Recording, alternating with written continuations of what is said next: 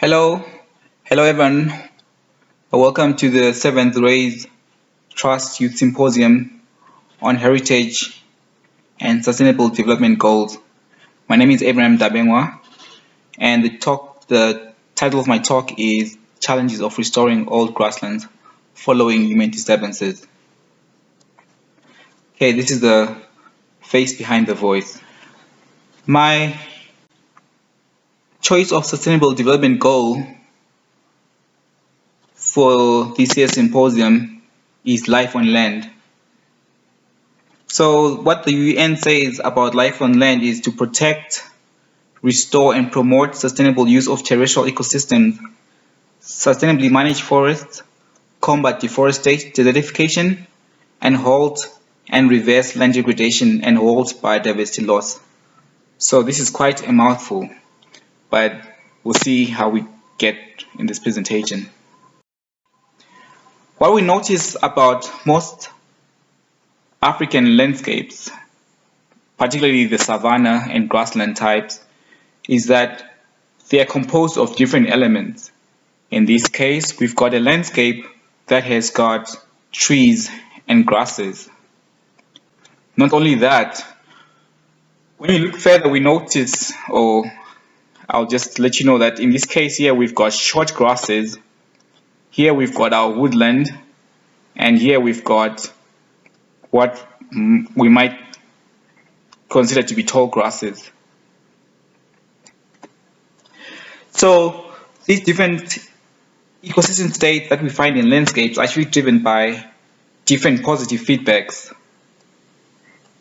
For example, soil texture and herbivory, in this case grazers, may maintain short palatable grasses, whereas rainfall affects the distribution of tree cover in the landscapes. Same thing with fire. Fire will control the distribution of tall grasses, but also limit the amount of tree cover in these landscapes.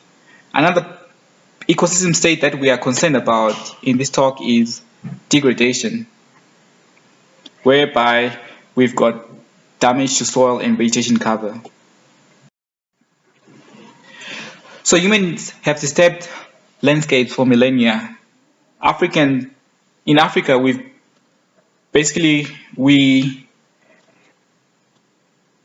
have used fire for a long time, and herbivores, domestic and indigenous, have grazed the landscape for millennia, even millions of years. And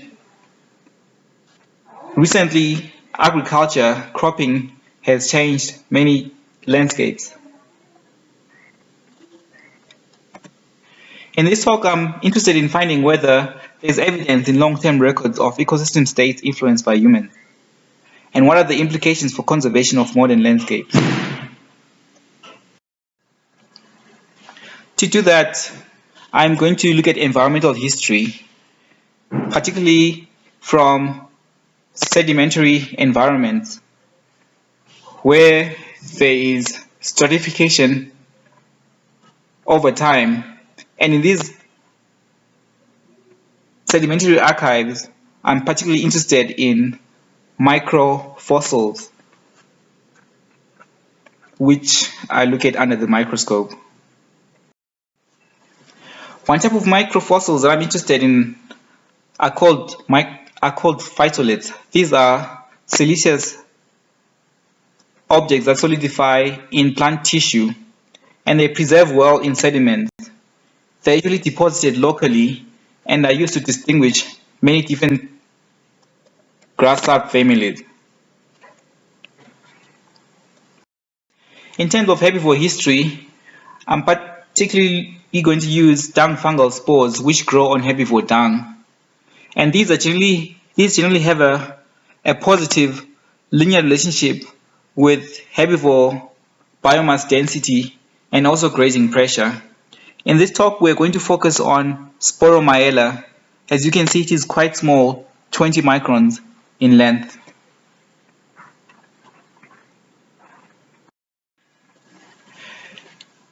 For fire history, as we know, fire is a very common phenomenon in grassland and savanna environments. It is expected that there is a positive relationship between the amount of fire, fire intensity and frequency, and charcoal production. Generally, smaller particles are dispersed over longer distances compared to larger particles which are deposited locally. In this talk, we'll focus on the particles that are greater than 150 microns, generally locally deposited. So this study was carried out at Blood River Vlei in South Africa. It's in the northeast of South Africa. It's a grassland. It's in the grassland biome, which has been recently invaded by woodland. And this landscape, we suspect, has been used by humans for a long time, and Nguni pastoralists who drive large herds of cattle generally moved into this region in the last 1,000 years. So from this area, we collected a core which is 134 centimeters and represents 1,300 year.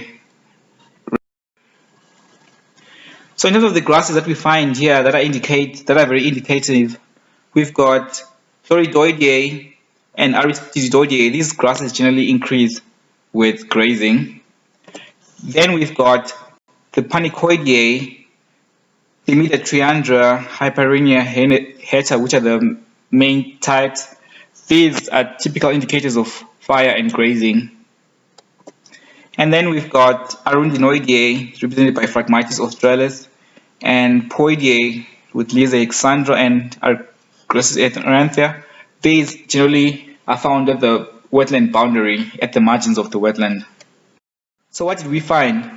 So we find that there has been general change in the sedimentary environment. As you can see, change from silty, gidgee to clay, silt, clay.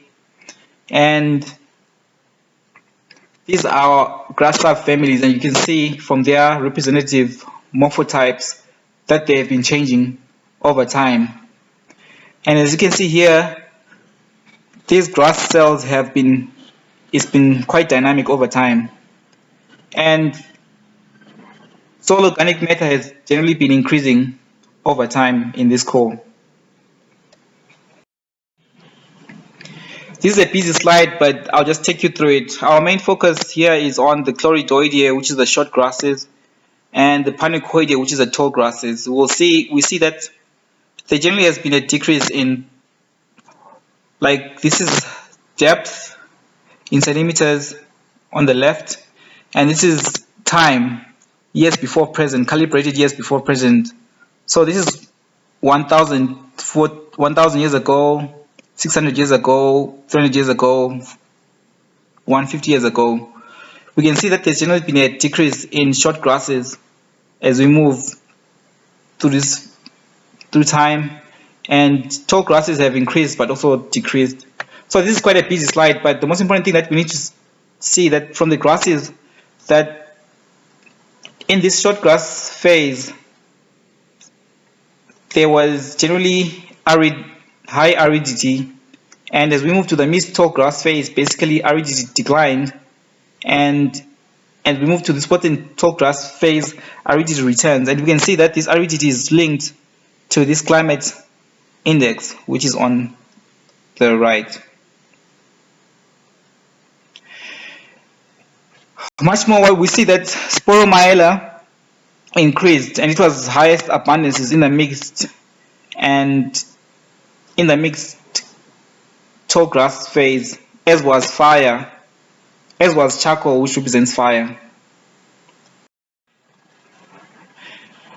And what is particularly interesting is that this ZRRB ratio, which indicates erosion, was high when in this dry period where there was high herbivory and fire activity. And as you can see, there's aridity peak over here. And So what we can synthesize that there were three ecosystem states: the short gas state, driven by aridity and palatability of grasses and also grazing pressure, which was followed by a tall grass state, which had a hint of soil degradation, as we saw that because of increase in soil disturbance. And this was followed by a mixed tall grass state with wetland elements. So in conclusion, we see that these grassland landscapes are quite old and they are quite dynamic and heterogeneous.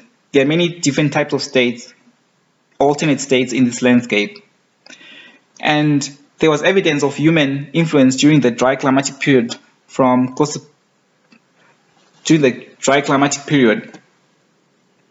And this presents a conservation challenge in such landscapes because in landscapes with many ecosystem states, because what do you manage for? Do you manage for diversity of states or do you manage for a particular state?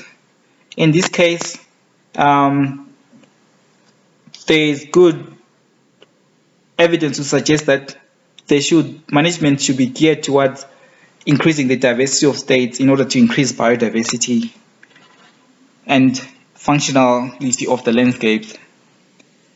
And because we saw that given sufficient time that the ecosystem can recover from degradation, but it functions differently.